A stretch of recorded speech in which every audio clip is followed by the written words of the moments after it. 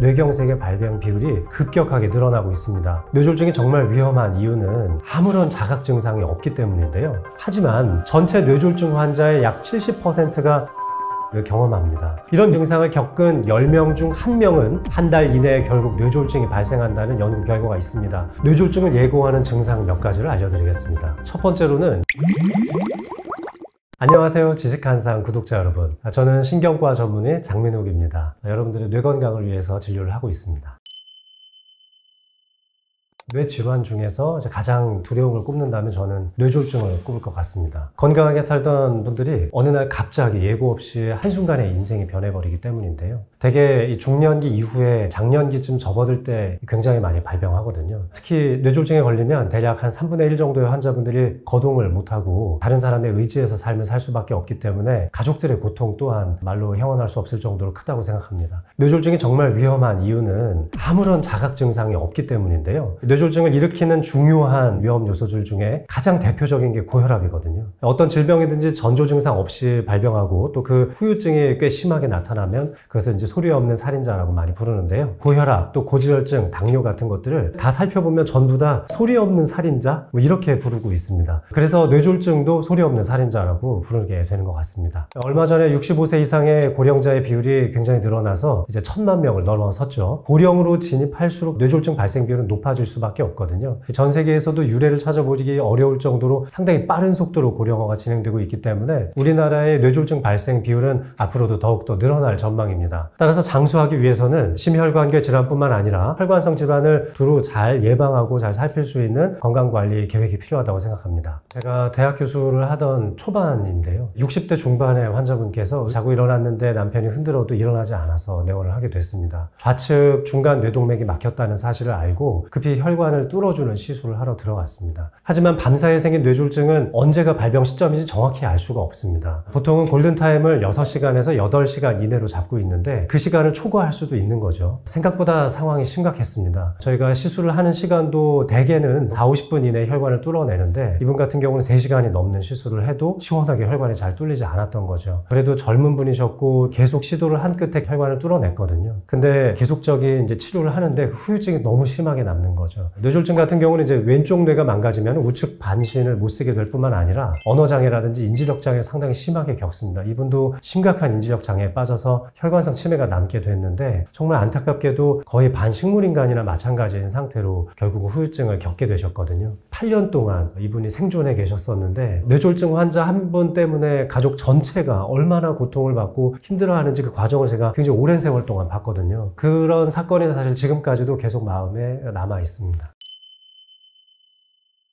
뇌졸중을 예고하는 증상 몇 가지를 알려드리겠습니다. 첫 번째로는 균형을 잡을 수 없는 정도의 어지러움증이 발생했을 때입니다. 흔히 어지러움증은 이석증 때문에 많이 생기고 또 피곤했을 때, 또 참얼미를 했을 때에도 발생할 수 있기 때문에 실제 뇌졸중, 뇌질환 때문에 발생했는지는 평가하기가 상당히 어렵죠. 하지만 균형을 잃게 되는 어지러움증이라면 뇌질환을 의심해봐야 합니다. 가만히 앉아있기 어려울 정도의 어지러움증이거나 또는 서서 버틸 수 없는 정도의 어지러움증은 사실 별로 없거든요. 그렇게 어지럽다고 느껴지진 않지만 몸이 한쪽으로 계속 기울어진다거나 또는 내가 똑바로 걸으려고 하는데 마치 지면이 한 30도, 45도 정도 기울어져 있는 것처럼 몸이 한쪽 방향으로 치우쳐지게 걸어지게 된다는 거죠. 균형장애를 동반한 어지러움증이 있다면 반드시 병원을 신속하게 찾아보셔야 될 것 같습니다. 두 번째 증상은 극심한 두통입니다. 전에 한 번도 느껴보지 못했던 새로운 양상의 아주 강력한 두통이 1시간 이내에 최고조에 달하는 양상으로 나타나고 있다면 이것을 벼락 두통이라고 부르는데요. 특히 이렇게 극심한 두통이 발생했을 때는 지주막하 출혈에 의한 두통일 가능성이 굉장히 높은데 이때는 뇌혈관 CT나 뇌혈관 MRA를 통해서 혈관이 터졌는지 또 터질 만한 혈관이 점점 부풀어 오르고 있는 것은 아닌지 반드시 감별해야 할 것입니다. 사실 그 다음부터 증상은 좀 쉽죠. 한쪽 팔다리에 마비가 온다거나 얼굴이 한쪽 방향으로 돌아갔다거나 시선을 정확하게 고정시킬 수 없어서 사시가 생겼다거나 물체가 2개로 보인다는 현상 등은 우리가 손쉽게 뇌졸중을 의심할 수 있는 증상입니다. 그런데 이제 조금 더 주의할 점은 얼굴 마비인 경우인데요. 안면 마비가 찾아오기 좀 전에 구음 장애가 먼저 생기는 경우가 많습니다. 남들과 대화를 한다거나 전화 통화 같은 것들을 할 때 약간 발음이 새는 것 같은 느낌이 든다면 신속하게 병원을 방문해서 뇌혈관 질환 발생 가능성에 대해 알아보시길 추천드리고 싶습니다. 실제 한쪽 팔다리에만 마비가 왔을 때 뇌졸중을 의심해야 되는 제일 중요한 이유는 뇌가 양쪽에 서로 혈관 공급이 다르기 때문이에요. 오른쪽으로 가는 혈관과 왼쪽으로 가는 혈관이 목에서부터 출발 시점부터 다르거든요. 한쪽 혈관에서 문제가 생기는 경우가 많죠. 오른쪽 뇌가 망가지면 좌측으로 증상이 나타나고 좌측 뇌가 망가지면 우측으로 증상이 나타나기 때문에 양쪽에 동시에 증상이 나타나긴 굉장히 어렵다는 겁니다. 전체 뇌졸중 환자의 약 70%가 이 편측 마비를 경험합니다. 안면 마비와 편측 마비를 다 합쳐서 말씀드리면 전체 뇌졸중 환자의 약 90%가 겪거든요. 그러니까 한쪽 방향으로 마비가 오는 것만 잘 눈치를 챌 수 있어도 전체 뇌졸중의 90%를 미리 알아차릴 수 있는 셈이기도 합니다. 나이가 들수록 여러 가지 감각기관들의 기능이 조금씩 떨어지는데요. 뇌질환을 미리 알아볼 수 있는 신호이기도 합니다. 우리 뇌에서 직접적으로 뻗어나가는 이제 신경들이 총 12개가 있습니다. 이것을 이제 뇌신경이라고 부르는데요. 자, 그런데 이런 신경들에 있어서 한쪽 방향에서 문제가 생겼다면 이것도 역시 뇌졸중을 의심케 할 수 있습니다. 예를 들면 왼쪽 얼굴의 감각이 조금 떨어진다고 느껴진다거나 좌측 눈은 정확하게 안구의 움직임이 잘 이루어지는데 오른쪽 눈은 좀 고정된 상태로 있다거나 갑자기 우측 청력이 뚝 떨어졌다거나 하는 일들이 생기면 뇌신경 세포 망가졌다는 걸 의미하기도 하거든요. 따라서 한쪽 방향성을 가진 채로 감각 저하가 나타났다거나 또는 뇌신경과 관련한 각종 증상들이 나타났다면 뇌졸중을 빠르게 의심해 볼 수 있죠. 그리고 나이가 들어갈수록 손발의 감각이 좀 떨어진다거나 또 특히 당뇨를 앓으시는 분들은 발바닥 감각이 상당히 떨어지기도 하는데요. 이런 말초신경계통에 문제가 생기면서 생기는 감각 저하는 크게 뇌졸중을 의심하는 증상은 아닙니다. 하지만 방향성을 가진 감각 저하가 있다면 사지 말단 부위라도 뇌졸중을 의심케 하는 증상이라고 이해하시면 좋겠습니다. 이것 말고도 우리 신체적으로 나타나는 변화를 미리 알 수 있다면 훨씬 더 도움이 될 텐데요. 이 흰자위 부분에 빨간 핏줄들이 상당히 많이 발생하고 있다면 뇌졸중의 위험 신호일 수 있습니다. 혈압이 상당히 많이 증가했다는 것을 의미하기도 하고 뇌압이 상승되었을 때도 문제가 발생할 수 있기 때문에 뇌혈관 질환을 빨리 의심해보고 검사를 받아보실 추천드립니다. 두 번째는 우리 귓볼에 주름이 발생하는 경우가 있습니다. 나이가 들수록 조금씩 생기기도 하는데 나이대에 비해서 좀 일찍 귓볼 주름이 세로 방향으로 이렇게 잡히게 된다면 혈관성 질환의 전조 증상일 수 있거든요. 우리 귓볼에는 탄력성 섬유질이라는 것으로 가득 차 있어서 이렇게 탄력을 유지할 수 있는데 탄력적 섬유질은 전신에 걸쳐져 있는 혈관에도 굉장히 많이 분포하고 있기 때문에 귓볼 주름이 생겼다면 탄력적 섬유질이 감소했을 가능성이 높은 것이고 혈관의 노화가 이미 시작됐다는 전조일 수 있다는 겁니다. 뇌졸중을 예방하는 캠페인에서 FAST라는 용어를 많이 씁니다. 미국 심장학회에서 만든 용어인데요. 그 중에 F는 바로 FACE입니다. 그래서 안면에 비대칭이 나타나는지 살피는데요. 거울을 좀 이렇게 보면서 이 하고 미소를 지었을 때 양쪽의 안면 근육의 비대칭이 발생했는지 보시면 좋겠습니다. 누구나 안면 비대칭을 조금씩 갖고 있습니다. 근데 이제 그것을 벗어나서 나의 평상시 표정과 얼마나 달라지는지 이 하면서 이제 강하게 한번 인상을 쓰면서 거울을 살펴보시면 좋겠습니다. 두 번째, A인데요. arm의 약자입니다. 그러니까 팔에 힘이 빠졌는지 검사를 해보라는 거죠. 가장 손쉽게 할 수 있는 검사법으로는 앞으로 나란히 한 상태에서 하늘 방향으로 손을 뒤집어서 이렇게 올려주시고 눈을 감고 10초를 세시면 되겠습니다. 이렇게 10초를 다 세었을 때 눈을 살짝 떠봤는데 한쪽 방향으로 손이 이렇게 떨어져 있다면은 그쪽 방향에 힘이 조금이라도 빠진 것이 분명하기 때문에 병원으로 달려가라는 얘기죠. 세 번째 S는 스피치입니다. 말에 어눌함이 생겼을 때인데요. 여긴 크게 두 가지 의미가 있습니다. 아예 언어 장애가 발생해서 다른 사람의 말을 잘 알아듣지 못하는 것도 여기에 해당되지만 단어 선택, 언어 능력 자체가 떨어져 있는 언어 장애일 경우에 여기에 해당되고 그 다음에 발음이 좀 안 좋아지는 구음 장애도 여기에 해당됩니다. 그래서 이 스피치를 보기 위해서는 유창하게 내가 말을 할 수 있는가 또는 그 말에 발음하는 정도가 평상시처럼 또박또박 잘 되는가 이런 것들을 살피시면 좋겠습니다. 끝에 T는 이제 타임입니다. 뇌졸중 증상이 일어나면 빨리 병원으로 달려가라 이런 의미에서 T를 쓴 거고요. 한쪽 방향으로 마비가 생겼다거나 한쪽 팔에 힘이 빠졌다거나 언어 쪽에 관련한 장애가 생겼다면 즉시 뇌혈관 질환을 의심해서 뇌졸중 센터가 있는 병원으로 달려가셔야 된다는 거죠. 50, 70대에 갑자기 겪을 수 있는 뇌졸중 증상으로는 흔히 미니 뇌졸중이라는 증상이 있습니다. 본격적으로 뇌졸중이 발생하기 직전에 생기는 경고 증상인데요. 의학적 용어로는 일과성 뇌허혈 발작이라고 부릅니다. 잠깐 생긴다는 거죠. 허혈성, 피가 부족했기 때문에 생기는 것이고 발작이라는 것은 그만큼 상당히 심각한 증상이라는 뜻입니다. 일과성 뇌허혈 발작 증상 중 대표적인 것이 한쪽 다리에 힘이 빠지는 겁니다. 편안하게 걷고 있는데 갑자기 오른쪽 다리가 좀 무겁게 느껴지면서 다리가 살짝 끌리게 되는 거죠. 근데 대개 이런 일과성 뇌혈 발작, 즉 미니 뇌졸중이 증상이 지속되는 시간이 1시간 이내입니다. 잠깐 좀 다리가 피곤해서 조금 다리가 끌리나 하고 넘어갈 수 있다는 거죠. 30, 40대 아주 젊은 분들이라면은 그럴 가능성이 굉장히 낮겠죠. 50대 이상의 어른들이라면 대사성 질환이 발생할 수 있는 가능성도 상당히 높고 혈관의 노화도 상당히 많이 진행되었을 가능성이 많기 때문에 10초에서 20초 정도만 발생했다 하더라도 해당하는 부분에 뇌혈관에 문제가 있는지 살펴봐야 된다는 거죠. 이런 미니 뇌졸중 증상을 겪은 10명 중 1명은 한 달 이내에 결국 뇌졸중이 발생한다는 연구 결과가 있습니다. 결코 가벼이 생각하셔서는 안 된다는 얘기죠. 그리고 실제 뇌졸중으로 병원에 내원했던 환자분들이 지난 한 달 이내에 미니 뇌졸중을 겪었던 비율이 4명 중 1명에 상당히 높거든요. 그러니까 이런 시그널만 고령자에게서 좀 미리 간파할 수 있다면은 전체 뇌졸중 환자의 약 한 20-30%는 미리 예방하고 좀 없앨 수 있지 않을까 하는 기대도 있습니다.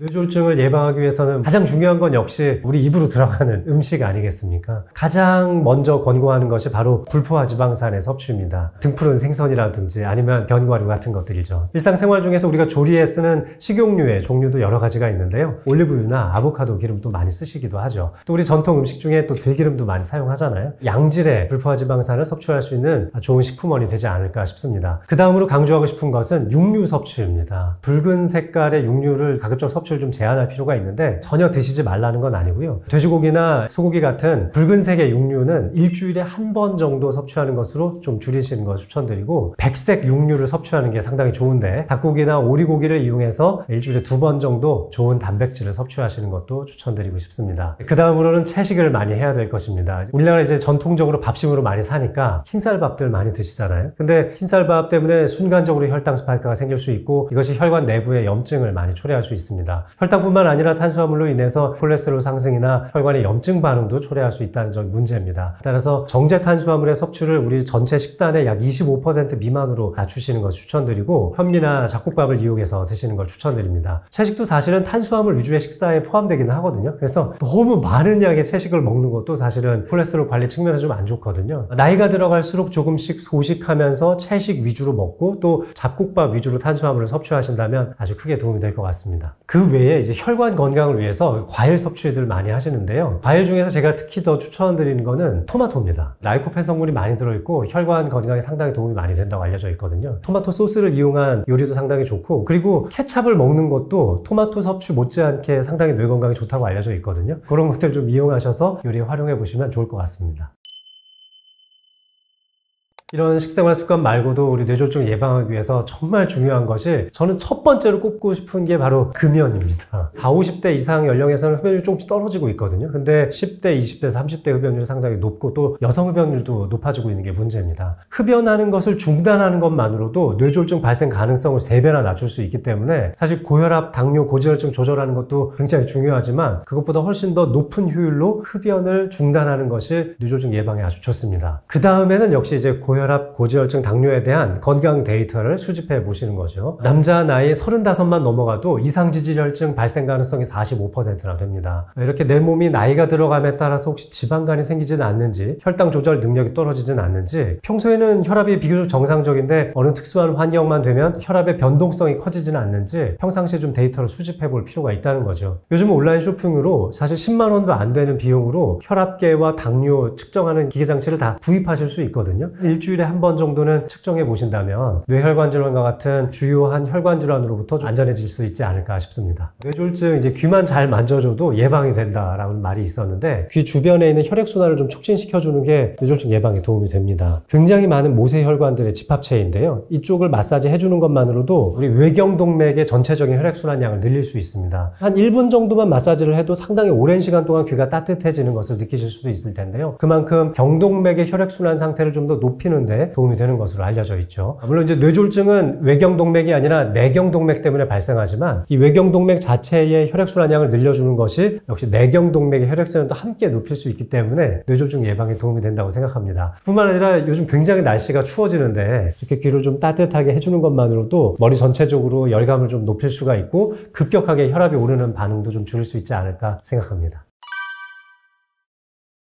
뇌 노화와 치매 예방에 있어서 무엇보다 중요한 것은 바로 식습관입니다. 내가 결국 무엇을 먹었느냐에 따라서 나의 노화 속도가 결정되기 때문인데요. 치매를 예방하는데 널리 알려져 있는 가장 좋은 식품 한 가지만 꼽으라면 를 꼽고 싶습니다. 그것이 5년 생존율을 더 높인다는 결과도 있거든요. 이것만 잘해도 노후에 1억을 아낄 수 있습니다. 치매 환자가 점점 늘어나고 있습니다. 2024년 기준으로 우리나라 치매 환자가 드디어 100만 명을 넘어섰거든요. 지금 65세 이상 인구의 거의 10분의 1이 치매라고 할 수 있는데요. 뿐만 아니라 85세 이상의 노인층에서는 약 40% 이상이 치매라는 연구 결과도 있습니다. 물론 이제 고령화되는 것이 중요한 원인 중에 하나일 텐데요. 나이가 들수록 조금씩 뇌는 작아지고 뇌 신경 세포들 사이의 연결망이 상당히 부족해질 수밖에 없습니다. 복합적인 사고 과정이 줄어들게 되고 또 과거에 저장해놨던 기억을 끄집어내는 과정도 어렵지만 새롭게 기억을 저장하는 과정 자체가 매우 부족해지기 때문에 치매 발병이 되는 것입니다. 하지만 현대사회에서 치매가 많아져 보이는 이유는 그만큼 스트레스가 많기 때문이 아닐까 생각합니다. 스트레스가 많은 현대사회에서 수면은 그만큼 줄어들 수밖에 없고 적은 수면 시간이 결국 교감신경과 부교감신경의 균형을 상당히 깨트리게 되는데요. 이럴 때 혈압의 변동성이 높아지고 이것이 곧 혈관이 망가지면서 뇌졸중이 생기게 되는데 이것이 혈관성 치매로 이어지기 때문입니다. 따라서 스트레스와 수면 장애가 알츠하이머 치매의 발병률을 높이기도 하지만 교감신경계에 나쁜 영향을 미쳐서 혈관성 치매도 악화시킨다는 측면이 있는 것 같습니다. 이런 대표적인 원인 말고도 치매의 원인 중에 치주질환이 있습니다. 치주질환이 있는 경우에는 직접적으로 그 감염된 감염원이 뇌 안쪽으로도 파고들어서 또 뇌병증을 일으킨다고도 알려져 있습니다. 아주 심한 치주질환을 앓다가 치매에 걸려서 돌아가시게 된 분의 뇌를 해부를 해보면 치아 주변에서만 발견되는 세균이 뇌 안에서도 발견된다는 연구 결과가 있었거든요. 이렇게 직접적 전파가 뇌를 좀 손상시키는 것이 아닌가 하는 연구 결과들이 있는 거죠. 뿐만 아니라 치주질환 때문에 발생하는 염증성 반응, 그리고 또 이 염증성 사이토카인과 같은 화학 물질들이 주변 조직으로 점점 퍼지게 되고 뇌의 염증 반응 또 뇌의 퇴행적 변화를 더 가중시킨다고도 알려져 있습니다. 그래서 직접적 전파 그리고 간접적인 염증성 화학 물질의 전파 때문에 뇌의 퇴행적 변화가 심해진다고 이해하시면 좋겠습니다. 뇌 노화와 치매 예방에 있어서 무엇보다 중요한 것은 바로 식습관입니다. 내가 결국 무엇을 먹었느냐에 따라서 나의 노화 속도가 결정되기 때문인데요. 이런 치매를 예방하기 위해서 역시 뭘 먹어야 할지 잘 찾아봐야겠죠. 치매를 예방하는데 널리 알려져 있는 가장 좋은 식품 한 가지만 꼽으라면 브로콜리를 꼽고 싶습니다. 굉장히 많은 항산화 성분이 포함되어 있을 뿐만 아니라 좋은 식이섬유가 포함되어 있기 때문에 우리 장 건강을 튼튼하게 만들거든요. 미국 암협회에서는 대장암 수술이나 유방암 수술 직전에 일부러 브로콜리 숲을 먹으라고 권고하기도 합니다. 그것이 5년 생존율을 더 높인다는 결과도 있거든요. 그 정도로 항산화 성분이 많고 장 건강에도 도움이 된다는 결과가 있습니다. 우리 장 건강이 튼튼해야 결국 뇌 건강도 튼튼해진다는 이 장뇌축에 대한 연구 결과들이 많이 나오고 있는데요. 정말 좋은 채소니까 브로콜리 좀 많이 챙겨 드시면 좋을 것 같습니다. 그 다음에 또 추천드리고 싶은 것이 견과류거든요. 근데 견과류 좋다고 해서 또 너무 많이 드시는 분들이 있는데 한 반줌 정도만 드시는 걸 추천을 드립니다. 어떤 견과류든지 상관없습니다. 딱딱하고 불포화지방산이 많이 포함되어 있는 그런 것들 다 견과류라고 생각해 주시고 예를 들면은 브라질 너트 같은 경우에는 하나 정도만 드셔도 충분할 것 같고요. 호두로 드신다면은 3알 정도 드시면 충분하지 않을까 싶습니다. 요즘 하루에 섭취할 수 있는 견과류 이렇게 포장해서 나오는 제품들도 많은데요. 그런 것들 좀 활용해 보시는 것도 좋을 것 같습니다. 그리고 치매 예방을 위한 음식을 선택하실 때 이 음식이 내 장 건강에 도움이 되나? 이런 걸 기준으로 좀 선택하시면 좋을 것 같아요. 평상시에 나의 장 건강을 편안하게 할 수 있는 음식들이 있었다면 그런 거 위주로 좀 식사를 해보시기를 추천드리고 싶습니다. 그리고 인도 사람들이 치매 발병률이 좀 낮다고 알려져 있는데요. 대표적인 게 아마 커큐민의 섭취 때문이라고 생각이 드는데 인도 사람들이 카레를 많이 먹잖아요. 카레 속에 커큐민이 많이 들어있다고 합니다. 근데 이제 우리나라에서는 물론 카레도 좋지만 강황에도 많이 들어있고요. 또 남도 쪽에서 많이 나온 울금 같은 거에도 커큐민이 많이 포함되어 있으니까 기호식품 삼아 좀 드셔보시는 것도 좋을 것 같습니다. 이런 음식들 외에도 특히 아침에 공복 상태에서 드시면 좋을 만한 음식들을 추천해 드리고 싶은데요. 제일 좋은 게 신선한 야채와 함께 좋은 올리브유를 드시기를 추천드립니다. 이런 불포화지방산이 많이 포함되어 있는 식용유, 그 중에서도 대표적인 게 향긋한 올리브유가 되겠죠. 한국적 정서에 맞춰서 말씀드리자면 달걀 후라이 정도를 하나 해서 들기름을 싹 뿌려서 먹으면 아주 좋다고 생각합니다. 참기름보다는 들기름에 불포화지방산이 상당히 많은 것으로 알려져 있고 또 들기름에는 오메가3 함량이 매우 높습니다. 특히 특히 이제 올리브유나 아보카도유보다도 사실 들기름 자체가 훨씬 더 그 성분적으로는 더 좋거든요. 따라서 들기름 한 스푼 달걀 후라이에다가 쫙 둘러서 드실 수 있다면은 굉장히 치매 예방에 도움이 되지 않을까 싶습니다. 오메가3를 많이 섭취할수록 치매 예방에도 도움이 되고 또 뿐만 아니라 뇌혈관 질환 예방에도 도움이 된다고 알려져 있는데요. 오메가3가 풍부한 음식들, 특히 이제 국내에서 좀 쉽게 접할 수 있는 음식들이 대표적인 게 참치 통조림 아닐까요? 뿐만 아니라 이제 고등어 조림이라든지 고등어를 좀 쪄서 만드는 찜 같은 요리들도 상당히 좋고요. 물론 이제 구워서 먹는 것도 좋은데 너무 강하게 가열하지 않고 좀 저온으로 가열해서 만든 고등어 구이도 상당히 좋다고 생각합니다. 이런 등푸른 생선을 통해서 아주 양질의 훌륭한 오메가3를 많이 섭취할 수 있으니까 그런 식품들 많이 좀 찾아보셨으면 좋겠습니다. 일반인들께서는 잘 모르는 의외의 식품이 치매 예방을 위해서 도움이 될 수 있는데 우리가 늘 먹는 탄수화물의 종류를 좀 바꿔주는 것만으로도 도움이 될 수 있습니다. 탄수화물은 크게 백색 탄수화물과 갈색 탄수화물, 초록색 탄수화물로 나눠볼 수가 있는데요. 백색 탄수화물을 줄일 필요가 있는데 백미로 된 음식들 또는 이제 떡 같은 것들도 여기에 해당되겠죠. 뿐만 아니라 정제된 설탕도 포함됩니다. 이런 음식들은 가급적 줄이는 것이 좋고 갈색 탄수화물을 드시는 것이 좋은데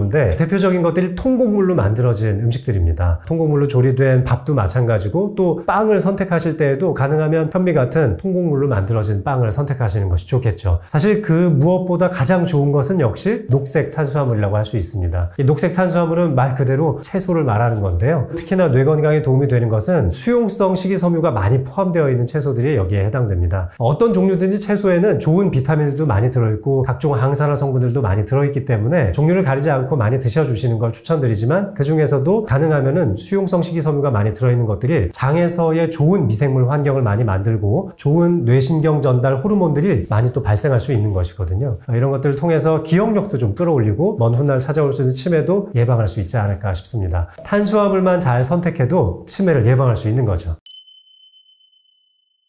치매 예방을 위해서 챙겨주시면 뇌 건강에 도움이 될 만한 영양제 3가지를 소개해 드리겠습니다. 첫 번째는 오메가3입니다. 한국인들의 오메가3 섭취 비율이 상당히 낮은 것으로 알려져 있는데요. 오메가3는 대표적인 불포화지방산인데 우리 뇌신경세포막을 구성하는 성분의 대부분이 불포화지방산으로 되어 있고 나이가 들수록 무조건 뇌신경이 나빠지는 건 아니고 연결망을 더욱더 촘촘하게 만들면서 더 건강하게 만들 수 있는데 이때 도움이 되는 게 바로 오메가3거든요. 등푸른 생선 섭취가 아주 많고 오메가3를 내가 많이 먹고 있다면 굳이 따로 먹을 필요는 없겠지만 일반적인 나의 식단에서 그 비율이 좀 적다면 오메가3를 따로 영양제로 섭취해 보실 것을 추천드립니다. 두 번째는 유럽에서 상당히 많이 각광받고 있는 건데 바로 은행잎 추출물 성분입니다. 유럽에서는 전문적인 치매 예방 약제로도 사용을 하고 있는데 국내에서는 굉장히 오래전부터 이 은행잎 추출물을 사용을 해왔는데요. 너무 흔하다 보니까 별거 아닌 영양제로 인식하시는 분들이 많은 것 같습니다. 그리고 세 번째로 추천드리고 싶은 영양제는 바로 멜라토닌입니다. 2019년도에 랜시드라는 굉장히 유명한 학술지에 건강한 사람도 멜라토닌을 섭취해주면 뇌건강 상태가 좀 더 오랫동안 좋게 유지될 수 있다는 취지의 연구 논문도 나온 적이 있었거든요. 얼마 전까지만 해도 전문의약품으로만 묶여 있어서 처방전 없으면 구하기 어려웠는데요. 최근에 식물에서 직접 추출한 이제 식물성 멜라토닌 영양제도 최근 많이 나오고 있습니다. 식물성 멜라토닌인 경우에 이제 지속 시간이 대개 2-3시간 정도밖에 되지 않기 때문에 수면의 길이를 늘리는 데는 큰 도움은 되지 않지만 그래도 입면하는 단계에서는 도움이 될 수 있습니다. 숙면을 취함으로써 뇌의 피로를 좀 감소시킬 수 있고 뇌에 쌓여지는 노폐 단백질의 배출도 원만하게 할 수 있는 만큼 이 멜라토닌을 따로 섭취해 주시는 것이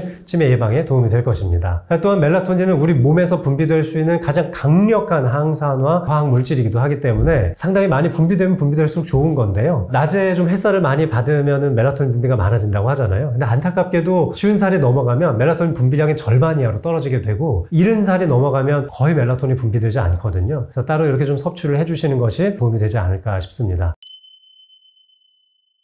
그렇다면 치매를 유발할 수 있는 음식에는 어떤 것들이 있을까요? 대표적인 게 술이죠. 술은 우리 신경에 직접적인 독소로 작용하기도 합니다. 뿐만 아니라 술이 대사되는 과정에서 나오는 아세트알데히드 같은 중간 산물도 역시 직접적인 신경 독소이기도 하고요. 따라서 섭취하는 순간부터 계속 나의 신경을 괴롭히고 망가뜨리게 되는데 아무리 적은 술의 용량이라도 결국 뇌에는 안 좋은 영향이 미쳐지거든요. 그런데 알코올 분해 능력이 뛰어나고 알코올에 대한 적응 능력이 어느 정도 있는 분들이라면 아주 소량의 와인 정도는 섭취하는 것이 치매 치매 예방에는 도움이 될 수도 있습니다. 하지만 이것도 역시 너무 많이 먹으면 안 되죠. 프랑스에서 나온 연구들 중에서는 와인 섭취가 치매 예방에 도움이 된다고 알려져 있었는데, 여기서 나온 것은 와인 속에 들어있는 포도에서부터 추출한 라스베나트롤이라는 성분 때문이거든요. 근데 여기서도 와인을 2잔 이상 먹었을 때는 안 좋은 영향을 미친 만큼 하루에 한두 잔 정도 소량으로 섭취하시면서 치매를 예방해 보시면 좋을 것 같습니다. 두 번째로 피하라고 말씀드리고 싶은 것은 붉은살 육류인데요. 삼겹살 같은 것들이 대표적입니다. 장내 미생물 환경이 안 좋아지는 것은 물론이고, 또 염증 반응을 높일 수 있는 중성지방이나 LDL 콜레스테롤 수치가 상당히 많이 증가할 수 있기 때문에 가급적이면 횟수를 줄여서 드시는 것을 추천드립니다. 가족들끼리 외식을 한번 하기로 했는데, 이왕이면 삼겹살보다는 목살 수육을 드시는 게 더 낫지 않겠습니까? 좋은 음식을 좀 선택해서 가려서 드시기를 추천드리고 싶습니다. 치매 예방을 위해서 이것만 잘해도 노후에 1억을 아낄 수 있습니다. 나이가 들어서 병세가 악화되면 가장 먼저 신경 쓰이는 게 바로 병원비, 그리고 거기에 따르는 간병비일 텐데요. 1년 동안 소요되는 간병 비용만 해도 6천만 원에 이를 수 있다는 더 통계 자료도 있더군요. 뿐만 아니라 발생하는 연간 의료 비용만 해도 2, 3천만 원을 초과하기도 합니다. 얼마 전에 새로운 신약으로 뇌에 쌓여있는 베타아밀로이드를 배출할 수 있는 주사치료제가 소개되기도 했는데, 연간 들어가는 주사제의 약제값만 해도 5천만 원에 이를 거라는 뉴스도 있었습니다. 그러니까 치매만 잘 예방해도 정말 굉장히 많은 재산을 보호하실 수 있는 것일 텐데요. 치매를 예방하기 위해서 뇌를 좀 많이 쓰는 것도 좋고 몸을 많이 쓰는 것도 좋다고 알려져 있습니다. 뇌를 많이 쓰면 알츠하이머 치매가 예방이 되죠. 하지만 몸을 많이 쓰면 알츠하이머 치매뿐만 아니라 혈관성 치매도 같이 예방이 되거든요. 자, 이런 운동법 중에 손가락을 이용해서 할 수 있는 뇌로빅 동작들 몇 가지를 소개해 드리겠습니다. 우리 뇌의 가장 많은 부위를 차지하는 것이 전두엽이고, 이 전두엽 중에 가장 또 많은 부위를 차지하는 것이 우리의 운동신경입니다. 이 운동신경 중에서는 손바닥을 향해서 가는 운동신경이 전체의 약 40%를 차지하고 있으니까요. 손가락만 잘 활용해도 우리 뇌의 굉장히 많은 부분을 활력 있게 쓸 수 있다는 거죠. 평소 쓰지 않았던 방식대로 손가락을 사용하는 걸 추천을 드리고 싶은데요. 이렇게 같은 방향으로 엄지손가락이나 새끼손가락을 움직여주는 방식으로 평소와 다르게 손가락을 써보는 거죠. 이런 동작이 좀 더 익숙해졌다면 한쪽으로는 손가락을 접어주고요, 한쪽으로는 손가락을 펼쳐주는 방식으로 운동을 하셔도 좋습니다. 그러면 주먹을 쥐고 한쪽은 보자기 이렇게 펼친 상태에서 하나씩 이렇게 펼치고 접어주는 방식으로 가는 거죠. 이제 다 됐으면 거꾸로 반대 방향으로 가보는 겁니다. 아마 피아노를 치시는 분들은 이 동작이 굉장히 익숙할 수도 있겠는데요.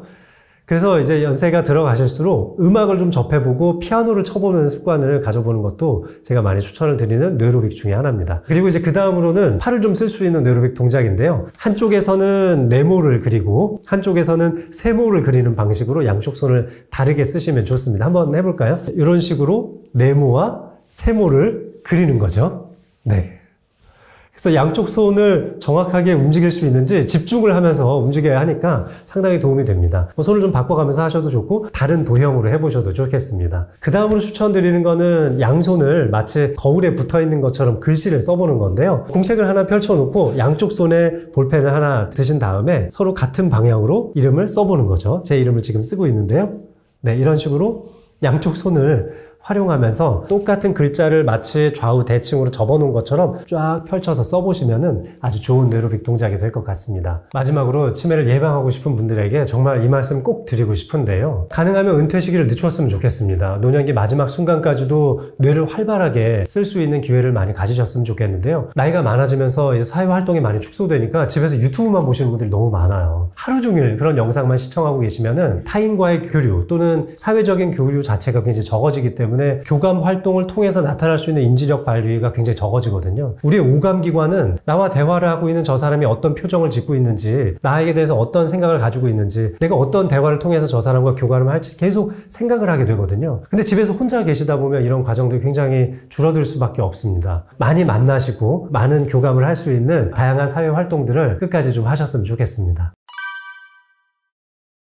고지혈증이 있다고 진단을 받게 되면 약을 복용하시게 되는데요. 국내에서도 이상지질혈증 또 고지혈증에 따라서 스타틴을 복용하는 국민이 전체 약 30%를 넘어서는 수준으로 상당히 이제 많아졌죠. 하지만 고지혈증 약으로 인해서 발생할 수 있는 부작용, 이런 사례들이 많이 공유가 되면서 매일 복용해야 하는 이 고지혈증 약에 대한 국민들의 불안이 상당히 높습니다. 그중 이제 대표적인 것이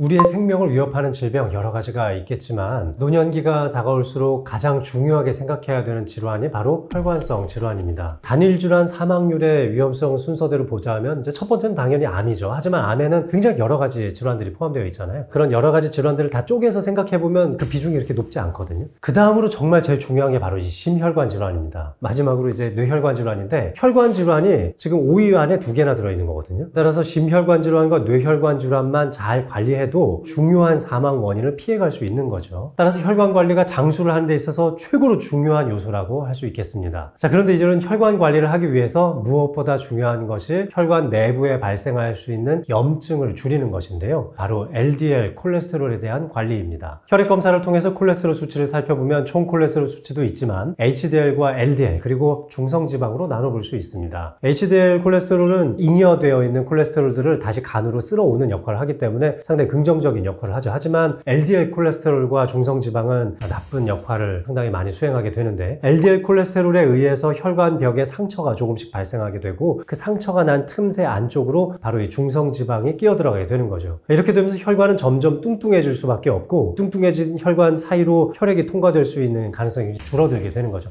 바로 이것을 동맥경화라고 하는데 이 동맥경화의 가장 근본적인 원인이 되는 바로 그 시초 LDL 콜레스테롤에 의한 염증 반응이라고 보는 겁니다. 동맥경화에 의해서 이렇게 막혀가는 혈관을 방치했을 경우에 우리에게 찾아올 수 있는 가장 끔찍한 질환은 바로 심근경색입니다. 심근경색은 발생함과 동시에 약 3분의 1 정도의 환자가 그 자리에서 사망하기도 합니다. 실제로 대학병원 안에서 발생한 심근경색 환자의 생존율도 50%에 미치지 못한다는 연구 결과도 있을 정도니까요. 발생과 동시에 바로 생과 사를 넘나들 수 있는 무시무시한 질환이 이상지질혈증, 동맥경화에 의해서 발생할 수 있다는 거죠. 두 번째로 중요한 것이 바로 뇌혈관 질환, 뇌졸중입니다. 동맥경화에 의해서 혈관이 막힐 경우에 뇌경색도 발생할 수 있지만 그 막히는 혈관의 압력을 견디지 못해서 터져버리면 바로 뇌출혈이 발생할 수 있고 뇌출혈 환자도 절반 정도는 사망하게 되거든요. 이렇게 우리의 혈관 건강을 위협하는 심근경색, 뇌졸중 외에도 고지혈증이 있습니다. 고지혈증을 잘 관리하는 것만으로도 혈관의 염증을 줄일 수 있고 혈관에 발생하는 노화나 동맥경화를 상당 부분 많이 억제할 수 있습니다. 따라서 고지혈증을 예방하는 것이 결국 장수의 지름길이라고 생각합니다.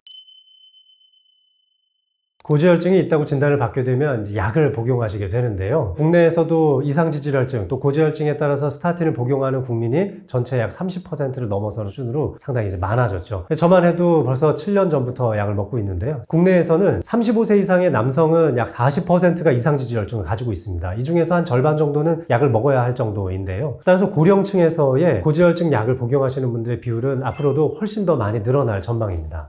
고지혈증 약으로 인해서 발생할 수 있는 부작용 이런 사례들이 많이 공유가 되면서 매일 복용해야 하는 이 고지혈증 약에 대한 국민들의 불안이 상당히 높습니다. 그중 이제 대표적인 것이 간에 나쁜 영향을 미친다는 겁니다. 고지혈증 약을 먹게 되면 간 기능이 떨어지고 또 간 수치가 함께 치솟게 되면서 나중에 이제 간경화 또 지방간을 더 심하게 만든다 이런 얘기들도 있더군요. 하지만 사실 그 반대거든요. 고지혈증 때문에 간 수치가 높아져서 결국 고지혈증 약을 못 먹게 되는 환자들 분명 있기는 있습니다. 하지만 그 비율적으로는 0.2% 미만이거든요. 그러니까 1000명 중에 2명 정도만 간 기능 이상에 의해서 고지혈증 약을 중단하게 되는 것이고 1000명 중 998명은 복용하시는데 전혀 지장이 없거든요. 더군다나 지방간이 있는 분들이라면 더더욱 고지혈증 약을 복용하셔야 합니다. 지방간이 있는 것 자체만으로도 초래될 수 있는 혈관성 질환의 위험 요소가 상당히 높아지는 거거든요. 이럴 때 이제 고지혈증 약을 복용함으로써 LDL과 중성지방 수치를 낮출 수 있고 그것이 결국 지방간을 개선시키기도 합니다. 따라서 간에 안 좋을 것 같다라는 그런 두려움은 좀 벗으셨으면 좋겠습니다. 현재 국내에 나와 있는 고지혈증 약이 성분별로 보면 이제 5가지 종류가 있고 각각의 종류별로 대개 3가지나 4가지 정도의 용량으로 구분이 되어 있습니다. 최고 용량 수준으로 복용을 하면 간에 좀 무리가 가는 것은 사실입니다만 그렇게까지 고지혈증 약을 복용하는 분들은 거의 없거든요. 예를 들면은 급성 심근경색 환자라든지 급성 뇌졸중 환자가 병원에 입원했을 때 처음에 한 2-3달 정도만 아주 상당히 고용량의 고지혈증 약을 복용하게 됩니다. 일반적 용량을 드시는 일반인들께서도 굉장히 이거에 대한 부담감을 가지고 계신 것 같아요. 중간 등급 이하의 용량으로 고지혈증 약을 대부분은 드시고 계신데 이런 분들은 절대 간에 무리가 간다고 오해하지 않으셨으면 좋겠습니다. 두 번째로 걱정하는 것은 고지혈증 약을 먹으면 치매가 잘 걸린다는 소문도 있더라고요. 고지혈증 약 먹어서 브레인포그가 온 것 같다라고 해서 오신 분들이 있었는데요. 이 부분에 대해서도 미국 FDA에서 공식적인 연구를 진행했었습니다. 근데 아주 고용량의 고지혈증 약을 먹었을 경우에 대략 한 2-3주 정도의 기간 동안에 약간 좀 전신적 피로감이 초반에 좀 생깁니다. 이 피로감 때문에 노인 연령층에서의 집중력이 일시적으로 떨어질 수 있지만 하지만 장기적으로 인지기능 저하나 치매를 유발한다 이런 내용은 전혀 없었습니다. 미국 FDA에서 이런 연구를 통해서 검증이 되었기 때문에 고지혈증 약을 먹는다고 해서 치매 발병률이 높아진다는 오해는 안 하셨으면 좋겠습니다. 또한 국내 대학 연구에서도 뇌졸중을 앓았던 환자분들 중에서 고지혈증 약을 먹었던 환자 그리고 또 먹지 않은 환자들이 인지력의 변화가 어떻게 찾아오는지를 봤던 연구가 있는데 오히려 고지혈증 약을 먹었던 군에서 인지력이 훨씬 더 잘 보존된다는 연구 결과도 있었거든요. 혈관성 질환에 대한 위험 인자가 많으신 분들이라면 오히려 인지기능을 보존하기 위해서라도 고지혈증 약을 드시는 것을 추천을 드립니다. 세 번째로 염려하시는 부작용이 바로 근육이 녹는다라는 소문이 있습니다. 고지혈증 약을 먹었을 경우에 횡문근 융해증이라는 부작용이 발생하는 환자가 아주 극히 일부에서 보고가 되고 있는데요. 이것도 초고용량으로 먹었을 때만 주로 발병하는 것이지 일반적으로 우리가 섭취하는 고지혈증 약의 용량 안에서는 횡문근 융해증이 발생할 가능성이 매우 낮습니다. 그런데 이런 횡문근 융해증은 근육이 정말 녹아내리는 굉장히 심각한 부작용이고 이 근육이 녹아내리면서 발생하는 여러 가지 찌꺼기들이 콩팥에 많이 침착되면서 콩팥의 기능을 상실하게 할 수도 있기 때문에 굉장히 심각한 부작용이거든요. 그래서 의사들도 발생 비율이 매우 낮다 하더라도 이것에 대한 경계심을 갖고 있기 때문에 횡문근 융해증에서 나타날 수 있는 근육 효소에 대한 검사를 대략 한 1년에 한 번 정도 실시하고 있습니다. 특히 환자분들께서 고지혈증 약을 먹고 근육통을 심하게 호소하신다면 반드시 근육 효소 수치에 대한 혈액 검사를 통해서 알아보게 되는데요. 제가 지금까지 신경과 의사생활 20년을 하면서 고지혈증 약을 먹어서 횡문근 융해증이 발생한 환자는 채 10명도 되지 않았습니다. 그만큼 굉장히 낮은 비율로 발생하니까 좀 안심하셨으면 좋겠고 일반인들께서 먹는 중강도 정도 수준의 고지혈증 약 이하에서는 거의 이와 같은 부작용이 발생하지 않으니까 안심하시면 좋겠습니다. 특히 어떤 분들이 고지혈증 약을 드시면 혈관 건강을 지키는 데 도움이 될까요? 저는 이제 첫 번째로 배 나오신 남성분들 피 검사 한 번씩 해보시고 LDL 수치 좀 살펴보셨으면 좋겠습니다. 요즘 복부지방 또 내장지방의 비만율이 굉장히 높아지고 있는데요. 이런 분들 LDL 콜레스테롤 수치 검사해보면 거의 대부분 130이 넘어가거든요. 나중에 혈관 건강이 발생할 가능성이 높아지죠. 중심성 비만이 높아질수록 내당능 장애도 발생하게 되는데 제가 이제 30대 후반에 체중 많이 나갈 때 한 78kg까지 나갔었거든요. 그때 저도 이제 굉장히 내장지방이 많았었어요. 하루 종일 이제 앉아서 진료를 하고 굉장히 늦은 시간까지 야식을 좀 먹기도 했었는데 체중 감량을 하면서 지금은 최소 용량으로 고지혈증 약을 먹고 있습니다. 좀 살을 좀 빼시는 것만으로도 고지혈증 약 용량을 좀 줄일 수 있는데 끊으면 또 다시 올라가는 특성을 가지고 있기 때문에 끊지는 못하겠더라고요. 그 다음으로 고지혈증 약을 꼭 먹었으면 하는 분들은 술 많이 드시는 분들입니다. 술 많이 드시는 분들 역시 간 기능이 안 좋을 가능성이 높죠. 지방간도 많아질 뿐만 아니라 간 기능이 떨어지게 되면 간에서의 에너지 대사 과정도 나빠지게 되는데 이때 콜레스테롤 수치 상당히 많이 증가합니다. 코로나 시점을 겪으면서 혼술하시는 분들도 많고 알코올 섭취량이 상당히 많이 늘어났다는 정부의 통계를 봤는데요. 혈관 질환을 다루는 저 같은 의사 입장에서는 굉장히 걱정이 많이 됩니다. 술을 좀 즐기시는 분들도 평상시에 간 기능 검사도 좀 체크를 해보시고 LDL 수치나 이 중성지방 수치들 잘 보시면서 고지혈증 약, 중성지방을 좀 낮출 수 있는 그런 약들을 미리미리 복용하시는 걸 추천드립니다. 또한 폐경을 지난 여성분들도 고지혈증 약 복용을 심각하게 고려해 보실 것을 추천드립니다. 폐경이 지난 여성들도 혈관성 질환에 대한 위험성이 높아지는데 에스트로겐 호르몬 감소 때문에 복부 지방이 늘어나고 체중이 증가하는 것도 하나의 원인이지만 골밀도가 떨어지면서 골다공증이 찾아오니까 손쉽게 운동을 또 하지 못하시는 결과가 나오거든요. 이렇게 운동을 하지 못하면 결국 또 대사성 질환이 높아지게 되고 대사성 질환 중에 이제 핵심이 또 고지혈증 아니겠습니까? 따라서 폐경기 여성분들도 매년 콜레스테롤에 대한 검사를 좀 해보시고 고지혈증 약 복용도 검토해 보시면 좋겠습니다.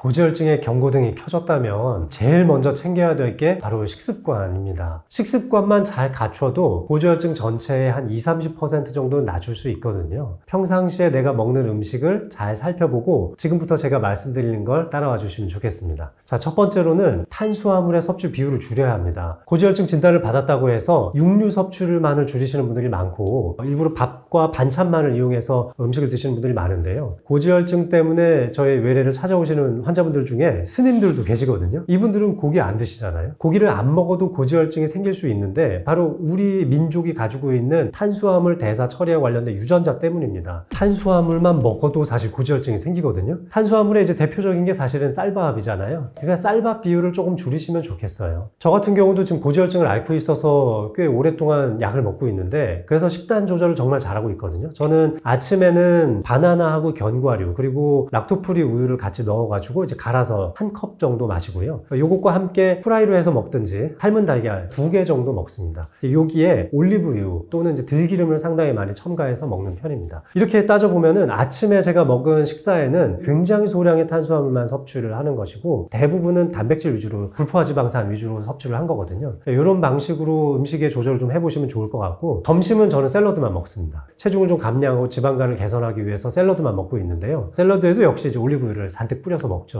저녁은 좀 푸짐하게 즐기는 편인데요. 저녁에는 저는 밥 한 공기와 다양한 반찬들을 놓고 먹는데 여기에는 이제 반드시 해산물이나 생선과 관련된 반찬들을 꼭 놓고 먹죠. 이런 방식으로 식단을 좀 개선하시는 것이 굉장히 도움이 될 겁니다. 그런데 이제 이런 식단의 핵심이 되는 것이 바로 불포화지방이 많이 들어있는 생선이거든요. 치매 예방을 위해서도 불포화지방산을 많이 섭취하지만 혈관 건강을 위해서도 불포화지방산을 많이 섭취해야 되는데 여기에 가장 핵심이 결국은 LDL 콜레스테롤 수치를 불포화지방산을 통해서 많이 낮출 수 있다는 거거든요. 특히 등푸른 생선을 일주일에 2번 정도는 드실 것을 추천드립니다. 그리고 이제 여성분들 연어 좋아하시잖아요. 연어가 정말 좋은 불포화지방산이 많이 들어있거든요. 적당한 크기로 잘라서 미리 전날 올리브유나 좋은 불포화지방산이 많은 기름으로 좀 재워놓고 그 다음날 아주 연한 불로 천천히 구워가지고 스테이크처럼 좋은 소스 뿌려가지고 먹으면 정말 맛있잖아요. 이런 음식들 적극적으로 추천해드리고 싶습니다. 혈관을 꽉 막히게 할 수 있는 최악의 음식 믹스커피를 꼽고 싶습니다. 믹스커피 속에 설탕 함량이 굉장히 많거든요. 각설탕 약 2개에서 3개 정도의 함량이 들어가 있습니다. 이거 한 잔 드시면은 순간적으로 혈당이 치솟게 되는데 이 혈당이 치솟는 과정에서 인슐린 저항성이 높아집니다. 이 인슐린 저항성이 높아지는 것이 결국 우리 몸 전체의 대사를 억제하는 과정으로 초래하게 되는데 간 대사가 억제되면서 LDL 콜레스테롤 수치가 높아지게 됩니다. 가능하면 요즘 스테비아 같은 것들이 들어있는 믹스커피도 나오더라고요.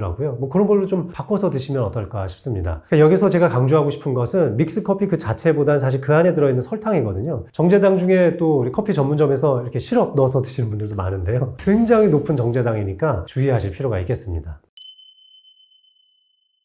이런 식습관 말고도 우리의 혈관 건강을 좋게 만들 수 있는 일상적인 부분들을 설명해 드리겠습니다. 첫 번째는 운동이죠. 유산소 운동이 좋다, 무산소 운동, 근력 운동이 좋다. 아주 다양한 학계의 의견이 있지만 내가 즐길 수 있는 운동이면 뭐든 상관없다고 생각합니다. 하지만 매일 할 수 있는지가 더 중요하겠죠. 따라서 하루에 최소 15분에서 많게는 한 30분 정도까지 내가 즐길 수 있는 운동을 꼭 해보시길 추천드립니다. 저는 요즘에 조깅을 좀 주로 하고 있는데요. 퇴근하고 나서 한 20분 정도 저희 아파트 주변을 아주 가볍게 뜹니다. 아주 숨이 찰 정도까지 뛰지는 않고 전화 통화할 수 있는 정도 수준으로 아주 가볍게 뛰는 편이거든요. 그 정도만 뛰어도 평소의 심박수의 2배 정도 가까이 높게 되고 또 심폐지구력도 높아지고 있고요. 그리고 또 이걸 통해서 최근에 체중도 좀 감량을 하고 있어서 고지혈증 해결에 훨씬 더 큰 도움이 되지 않았나 싶습니다. 꼭 조깅을 추천드리는 건 아니고 내가 즐길 수 있는 운동 다 추천드리고 싶습니다. 두 번째는 노년기의 체중 조절입니다. 폐경 겪고 나면 여성분들은 매년 한 600에서 800g씩 체중이 또 늘기도 하거든요. 10년만 지나도 6kg에서 8kg 정도, 거의 10kg 가까이 체중이 는단 말이죠. 따라서 체중을 적절한 수준으로 잘 유지하는 것이 중요한데요. 젊었을 때는 좀 무람한 체격을 갖고 있다 하더라도 노년기로 접어들면 에너지 사이클의 크기를 좀 줄일 필요가 있습니다. 그래서 워낙 마르셨던 분들이라면 또 너무 체중 감량을 할 필요는 없지만 그 적정 몸무게를 노년기까지 계속 유지할 수 있도록 관리하실 필요가 있겠습니다. 이 체중 조절할 수 있는 요령에는 여러 가지가 있겠지만 무엇보다 칼로리를 조절하는 것이 가장 중요하죠. 따라서 내가 하루 종일 어떤 음식을 섭취하는지 잘 적어둘 필요가 있는데 정말 별거 아닌 것 같은 음식인데 굉장히 칼로리가 높은 식재료들이 좀 있거든요. 사과에다가 땅콩버터 발라서 드시면서 건강을 좀 좋아지게 하는 분들이 많은데 근데 이제 이렇게 해서 건강을 되찾으신 분들은 그거 먹은 대신에 밥 한 공기를 줄인 거거든요. 근데 먹을 거 다 먹어가면서 건강에 좋다고 사과 한 몇 쪽에 땅콩칠 조금 발라 먹었는데 한 300~400kcal 이상 섭취하실 수도 있는 만큼 내가 먹고 있는 음식의 리스트를 잘 보시고 예기치 않은 곳에서 많은 칼로리를 섭취할 수 있으니까 그런 점을 잘 따져보신 다음에 체중 관리에 임하시면 도움이 될 것 같습니다. 그 다음으로 신경 써야 될 게 수면입니다. 하루에 최소 6시간 이상의 숙면을 취해야만 우리 몸이 충분한 휴식을 취하게 되고 대사 과정도 원만하게 돌아갈 수 있는데요. 잠을 잔다는 것은 뇌를 건강하게 만드는 길이기도 하지만 특히 대사증후군과 관련된 문제에 있어서는 혈관 질환도 예방할 뿐만 아니라 LDL 콜레스테롤 수치를 낮추는 데에도 도움이 된다고 알려져 있는 만큼 숙면을 취할 수 있도록 노력을 해보시는 게 좋겠습니다. 특히 숙면을 취하기 위해서는 주변 환경을 잘 정리해 두실 필요가 있는데요. TV 켜놓고 주무시는 분들도 많은데 숙면을 취하기 어려운 만큼 TV는 좀 가능하면 끄고 주무시는 걸 추천드리고 침실에서 침대에 누워서 TV를 보는 행동도 가급적 삼가해 주시는 게 좋겠습니다. 연속적으로 수면을 6시간 이상 취하지 못하고 중간에 계속 토막잠을 이루고 계시다면 전문가와 상의를 하셔서 수면의 질을 개선할 수 있도록 노력을 해보시는 것이 혈관 질환을 예방하는 지름길이라고 생각합니다.